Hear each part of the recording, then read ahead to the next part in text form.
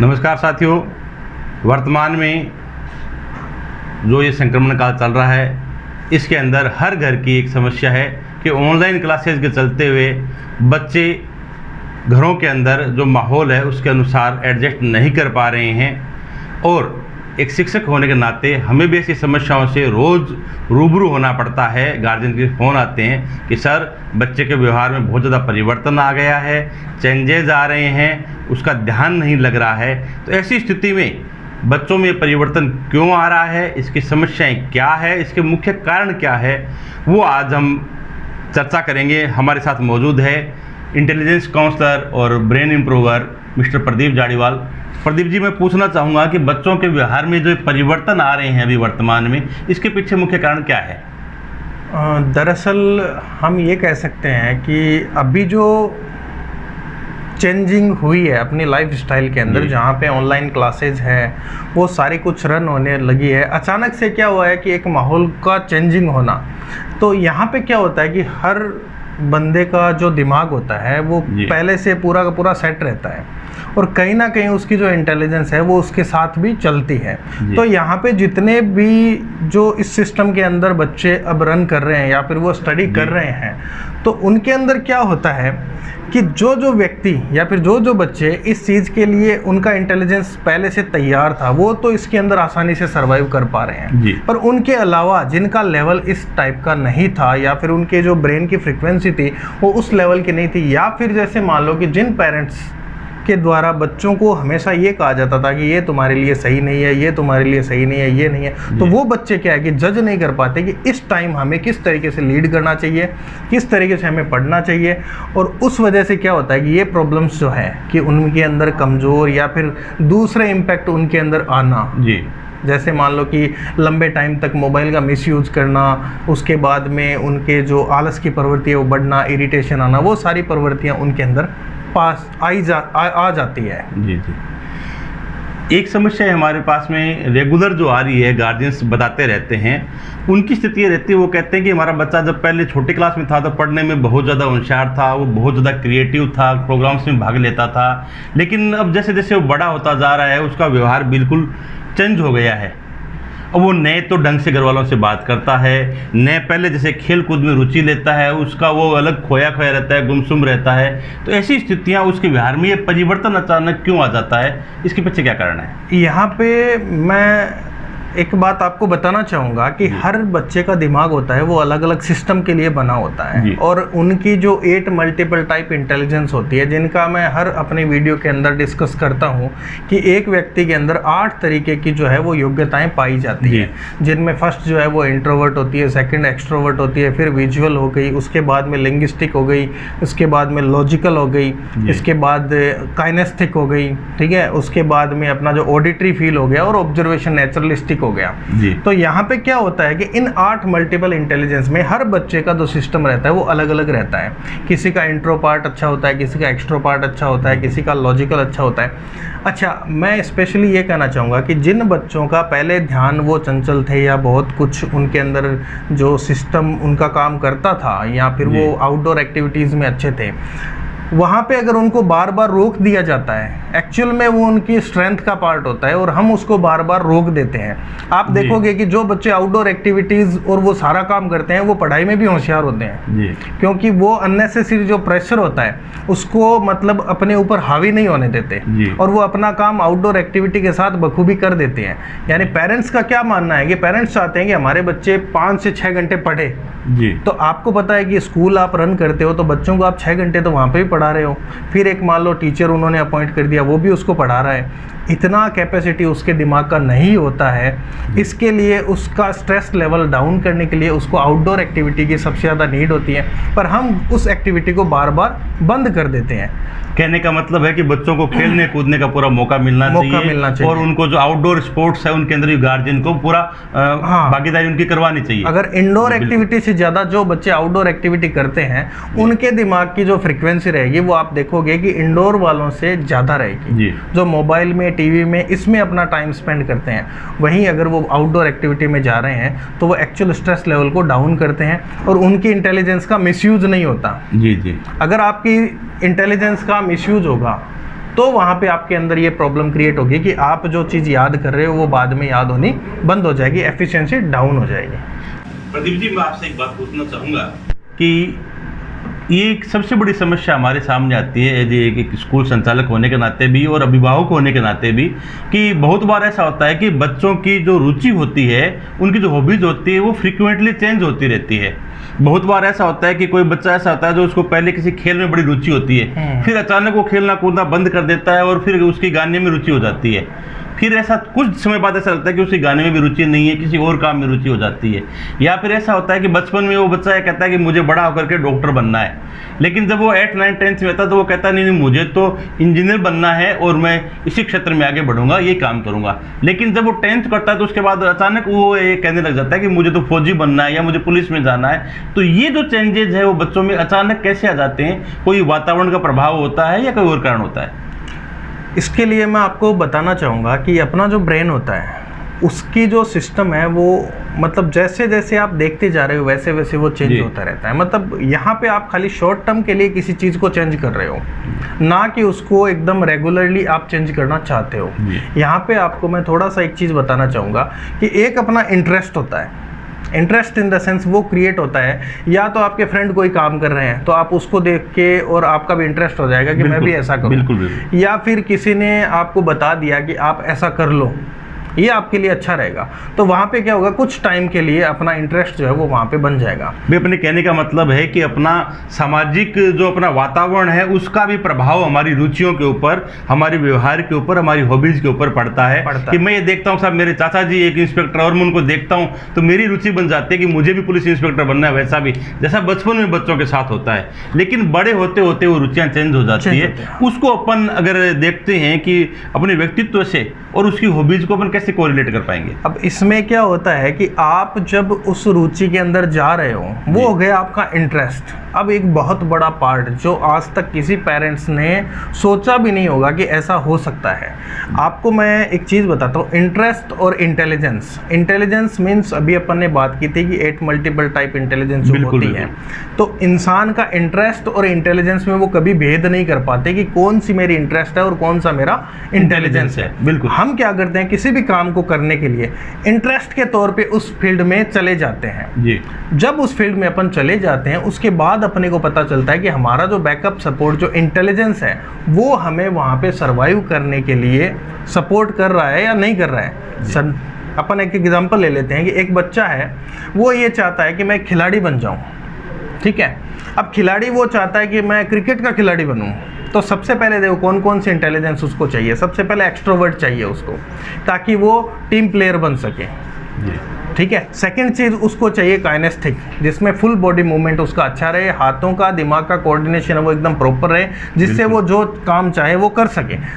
Third जो उसको चाहिए वो चाहिए एस्थेटिक सेंस, यानी जन्मजात खिलाड़ी के गुण उसके अंदर होने चाहिए। बिल्कुल। अब अगर मान लो वो कोई MS धोनी मूवी देख के और ये चाहता है कि मैं क्रिकेटर बन जाऊं और उसके पेरेंट्स उसको वहाँ पे एडमिशन करा देते हैं, तो वो थोड़े टाइम का उसका वो रहेगा सिस्टम। उसके बाद क्या होगा, जब उसको पता चलेगा कि एक्चुअल में मैं मतलब क्रिकेट के लिए बना ही नहीं हूँ, मतलब मेरे को वहाँ पे अनकंफर्टेबल फील हो रहा है, वो आपका दिमाग जो है वो करा। मैं आपको रोकना चाहूँगा, MS धोनी से मुझे एक चीज़ याद आ रही है, समझ में आ रही है कि MS धोनी शुरुआत में एक फुटबॉल के अच्छे प्लेयर थे, लेकिन जब उनके कोच उनको देखते हैं और उनसे कहते हैं क्या तुम मेरे साथ क्रिकेट खेलोगे, तो उसमें अपन क्या समझें कि उस वक्त उस कोच ने क्या उनके माइंड को रीड कर लिया था या उसने उसकी इंटेलिजेंस को पहचान लिया था कि वो क्या कर सकता है? ये चेंजेस सडनली कैसे हो जाते हैं? यहाँ पे देखो क्या होता है कि जैसे अपने काइनेस्टिक पार्ट में 2 तरीके के अपने सिस्टम होते हैं जी। एक होता है फाइन मोटर स्किल, एक होता है ग्रोस मोटर स्किल। अब आप देखोगे ग्रोस मोटर स्किल जो होता है उसके अंदर आपका फुल बॉडी का पार्ट जो होता है, फुल बॉडी मूवमेंट का पार्ट होता है, वो एक्टिव होता है। अगर वो स्ट्रेंथ में, इसका मतलब आपका बॉडी मूवमेंट बहुत शानदार है। पर वही फाइन मोटर स्किल जो होता है उसमें क्या होता है, आपके मतलब हैंड्स का जो स्किल है, फिंगर स्किल है, ये सारे स्किल आ जाते हैं फाइन मोटर स्किल के अंदर। अब आप सोचो कि एक्सट्रोवर्ट तो दोनों में ही चाहिए, क्योंकि दोनों में टीम होगा। बिल्कुल चाहिए। अगर इंट्रोवर्ट आप डाल दोगे तो वो सामने साथ वाले खिलाड़ियों को आगे भेज देगा, खुद पीछे रह जाएगा, ठीक है। अब क्रिकेट के अंदर आपके हिसाब से कौन सा फुल बॉडी मूवमेंट का पार्ट चाहिए या फिर फाइन मोटर स्किल जैसे हाथों का, आंखों का कोऑर्डिनेशन चाहिए? फुल बॉडी मूवमेंट जहाँ तक मेरी समझ में आता है कि एक खिलाड़ी के पास होना चाहिए। ये फुटबॉल के खिलाड़ी के पास ज़्यादा होना चाहिए, क्रिकेट के पास होना चाहिए। फुटबॉल के पास अब वो फुटबॉल खेल रहे थे तो वहाँ पे हो सकता है कि उनका फुल बॉडी मूवमेंट का जो पार्ट है वो कम हो और हो दोनों स्ट्रेंथ के अंदर, पर दोनों का जो लेवल है उसमें फुल बॉडी मूवमेंट थोड़ा सा कम हो और फाइन मोटर स्किल है वो ज़्यादा हो। तो मीन्स अगर वो क्रिकेट में जाते हैं, यानी वो जहाँ पे मारना चाहें वहाँ पे वो मार सकते हैं। आपने देखा होगा MS धोनी सर जो है वो हेलीकॉप्टर शॉट मारते हैं, वो शायद कोई भी नहीं मार पाते, उनका खुद का इजाद किया हो। यानी वहाँ पे क्या होता है, वो अपने जो हाथों का कोऑर्डिनेशन है, अपनी कलाइयों का, अपनी उंगलियों का, अपनी आंखों का जो कोऑर्डिनेशन है वो प्रॉपर एकदम सिस्टम से उनका फ्लो करता है और वो शॉट भी लग जाता है, जबकि दूसरे खिलाड़ी भी प्रयास करते हैं वो नहीं हो पाते। तो उस कोच ने शायद वही उनके अंदर नोटिस किया होगा कि ये जो व्यक्ति है ये फुटबॉल से ज़्यादा एनर्जी और अच्छा क्रिकेट के अंदर कर सकते हैं। बिल्कुल। तो एक चीज़ और पूछना चाहूँगा कि आज एक सबसे बड़ी समस्या होती है कि बच्चों के अंदर एकाग्रता का अभाव रहता है, उनके ध्यान डाइवर्ट रहते हैं जगह जगह पे, कहीं गेम्स में, मोबाइल में, टीवी में, खेल में, दोस्तों में। तो ऐसे एक बड़ी हेडेक रहती है शिक्षकों के लिए भी और अभिभावकों के लिए भी कि वो बच्चे को कंसंट्रेट कैसे कर पाएँ, उसको एकाग्रचित्त कैसे रख पाएँ ताकि उसकी स्टडीज़ और उसके कैरियर पर वो फोकस कर सके। इसके बारे में आप क्या बताना चाहेंगे आप? ये सबसे ज़रूरी पार्ट है। वैसे देखें तो कंसंट्रेशन पावर है वो किसी भी बच्चे में होना बहुत अति आवश्यक है। पर यहाँ पे मैं आपको एक एग्जांपल देना चाहूँगा, जैसा कि अपन ने साइंस में पढ़ा है कि हमारे लेफ़्ट और राइट दो ब्रेन होते हैं। बिल्कुल, है ना। अब दोनों में से या तो लेफ़्ट काम कर रहा है या फिर राइट काम कर रहा है या फिर दोनों के अंदर बैलेंस है। जैसे अगर दोनों में बैलेंस है उसका कॉन्सेंट्रेशन तो ऐसा होता है जैसे 3 इडियट के अंदर वायरस था। प्रोफेसर वायरस जिसको कहते थे, वो दोनों हाथों से अलग अलग चीज़ लिखते थे बिल्कुल एक साथ। आपने देखा होगा मूवी में, वो हमने फिल्मों में देखा। क्या सच में भी वैसा हो सकता है? ऐसा हो सकता है क्योंकि हमारे लेफ्ट और राइट दोनों ब्रेन, यानी राइट हैंड को कोऑर्डिनेट कर रहा है लेफ्ट ब्रेन, लेफ्ट हैंड को कोऑर्डिनेट कर रहा है राइट ब्रेन। अगर आप दोनों हाथों से लिख रहे हो इट मीन्स आपके दोनों ब्रेन काम कर रहे हैं। अगर आप प्रयास करोगे तो आप दोनों हाथों से एक टाइम में अलग अलग चीज़ लिख पाओगे। पर अगर ये बैलेंस 50-50 है तब तो आप ऐसा कर सकते हो और आपका कंसंट्रेशन पावर भी एकदम प्रॉपर रहेगा, आप हर चीज़ को बखूबी कर पाओगे। पर यहीं अगर बात करें कि ये गैप जैसे जैसे बढ़ता जाता है कि यहाँ पे 51, 49, 52, 48, 53, 47 जैसे जैसे ये गैप बढ़ता जाएगा, चाहे वो लेफ्ट साइड में बढ़ो या राइट साइड में बढ़ो, वैसे वैसे आपका कंसंट्रेशन पावर भी कमज़ोर होता जाएगा। हमारे यहाँ पे जो सिस्टम के अंदर मानते हैं कि 7% तक ये सही हो सकता है। 7 के बाद में अगर ये बैलेंस में नहीं है, 7 से ज़्यादा अगर है तो वो व्यक्ति लंबे टाइम तक एक जगह पे कंसंट्रेट नहीं कर पाएगा। यानी वो थोड़े टाइम तक कंसंट्रेट करके जैसे पढ़ाई कर रहा है तो थोड़ी देर के लिए क्लास के अंदर है, फिर क्या होगा, ब्लर होके और वो कहीं और चला जाएगा। फिर जब वो वापस आएगा तो बोर्ड के ऊपर टीचर ने बहुत सारी चीज़ें लिख दी होगी। तो ये सिस्टम, और वही वो जॉब के अंदर करेगा, वो ज़्यादा से ज़्यादा 1 महीने 2 महीने का जॉब करेगा, इससे ज़्यादा वो जॉब भी नहीं कर पाएंगे। और इसी सिस्टम को अगर अपन माने कि अपन आध्यात्म में ले तो यहाँ पे अपन इसको कहते हैं कि पैरों में चक्कर होते हैं, जिस वजह से क्या होते हैं वो एक कोई भी एक क्षेत्र में अधिक समय तक टिक नहीं पाते हैं। जब देखते हैं 6 महीने बाद मिलते हैं, भाई आजकल क्या कर रहे हो, तो हर बार एक नया काम लेकर के वो आते हैं। वो यही कारण है कि उनके लेफ्ट और जो राइट ब्रेन है उनका कोऑर्डिनेशन या उनका जो रेशियो है वो बिल्कुल बराबर नहीं होता है। चलिए, इसमें मैं एक आपसे बात पूछना चाहूँगा कि ये सब चीज़ें अपन ने पढ़ ली है, सुनी है, बहुत सारे लोग हम जो अपनी स्टडीज़ में भी ये देखते हैं कि ब्रेन का बहुत बड़ा इसमें एक हिस्सा होता है जो अपनी पर्सनैलिटी को प्रभावित करता है। लेकिन क्या हम इन समस्याएं जो हम रोज़ाना जूझ रहे हैं इनका क्या कोई समाधान भी, जैसे मुझे पता है कि साहब ये परेशानियां, जैसे आपने बता दिया कि लेफ्ट और राइट ब्रेन अगर दोनों कोऑर्डिनेट नहीं कर रहे हैं, दोनों का रेशियो सही नहीं है, तो बच्चा इस प्रकार से नहीं कर पाएगा। लेकिन मैं कैसे जान पाऊंगा कि मेरे बच्चे में ये समस्याएं हैं, या मैं मेरे बच्चे की ब्रेन की अगर मैं जानकारी लेना चाहूँगा कि उसकी रुचि कहाँ है, वो किस क्षेत्र में क्या कर सकता है, अच्छा कर सकता है, तो वो हम कैसे कर पाएंगे?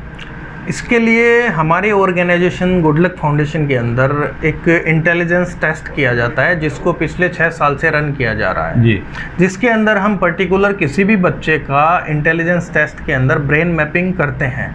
ब्रेन मैपिंग के ज़रिए हम उनके 8 मल्टीपल टाइप्स ऑफ इंटेलिजेंस, उनके लेफ़्ट राइट दोनों ब्रेन का बैलेंस, उनकी एक्वायरिंग मेथड की वो आगे कैसे बढ़ सकते हैं, कैसे वो पीछे जा सकते हैं, अगर अपन लर्निंग पैटर्न उनका क्या है कि किस तरीके से वो जल्दी सीख सकते हैं, इसके बाद में अगर अपन बात करें तो पूरा का पूरा करियर ग्राफ, यहाँ पे अपन उनका IQ लेवल है, इमोशन लेवल है, क्रिएटिव लेवल है और एडवर्सिटी लेवल है। यानी अपने यहाँ पे जो पेरेंट्स हैं मोस्टली यही जानते हैं कि IQ लेवल ही सब कुछ होता है, पर IQ लेवल सिर्फ और सिर्फ आपकी याद करने की फ्रीक्वेंसी बढ़ाने के लिए होता है जी। इसके अलावा आप देखोगे तो इमोशनली जो है वो अपनी जगह पे काम करेगा। अगर आप इमोशन में हैं या फिर नहीं है, उसके क्या अच्छे प्रभाव है, क्या उसके बुरे प्रभाव है। उसके बाद क्रिएटिव अगर आप हैं तो उस लेवल का क्या अपना सिस्टम रहता है। एडवर्सिटी जो है वो आपको पावर देता है कि आप किसी भी लड़ाई से लड़ते जाएंगे। अगर वो कम होगा तो आप जल्दी गिव अप कर देंगे, पेन टेकिंग कैपेसिटी आपके अंदर नहीं होगी। तो ये सारे लेवल जो है, प्लस अपने जो इनबॉर्न टैलेंट है हर इंसान में, चलो पढ़ाई लिखाई को अपन साइड में कर देते हैं, बिल्कुल पूरा का पूरा हटा देते हैं कि हमें कुछ नहीं आता, पर फिर भी हर व्यक्ति के अंदर एक जन्मजात गुण होता है, उस हिसाब से वो काम करता है। आपने देखा होगा बहुत से लोग 5वीं क्लास, 10वीं क्लास या फिर 8वीं क्लास पढ़े हुए हैं और बहुत आगे तक पहुंचे हुए हैं जी। वो क्यों पहुंचे हुए हैं? क्योंकि उनके अंदर जो जन्मजात गुण हैं उनको उन्होंने खुद ने पाया या फिर उन्होंने खोजा और उसके बाद उन्होंने उस पर काम किया, तो वहाँ पे उनको जो एफिशिएंसी कम लगा के और ज़्यादा डेवलपमेंट मिला, वो पॉसिबल है हर इंसान के लिए। पर फर्स्ट अपन इसको जाने कि हम आखिर है क्या और उसके हिसाब से अपन अपना करियर चूज करें। तो इसके लिए हम अपने जो इंटेलिजेंस करियर काउंसलिंग जो है उसको प्रेफर करते हैं, जो हर क्षेत्र में आज अवेलेबल है हमारे फाउंडेशन की तरफ से। धन्यवाद साथियों। आज अपन ने जाना कि ब्रेन और उससे जुड़ी इंटेलिजेंस किस प्रकार से हमारे व्यक्तित्व को प्रभावित करती है। हमारे साथ आज थे प्रदीप जी जाड़ीवाल, जो गुड लक फाउंडेशन के हमारे प्रतिनिधि के तौर पे हमारे साथ शामिल हुए हैं। शाकंभरी समाचार में हम अगले अंक में जानेंगे कि ये ब्रेन इंटेलिजेंस टेस्ट होता क्या है और हम कैसे इसको कंडक्ट करवा सकते हैं, ये कहाँ से हो सकता है और इसके हमारे बच्चे के व्यक्तित्व में या हमारे व्यक्तित्व में उसको उतार चढ़ाव में कैसे यह कारगर साबित हो सकता है, अगले अंक में जानेंगे हम। लेकिन आपसे निवेदन है कि अगर आप इस विषय में आपकी कोई भी समस्या है या कोई क्वेरी है, कोई प्रश्न है, तो आप कमेंट बॉक्स में ज़रूर डालें। धन्यवाद।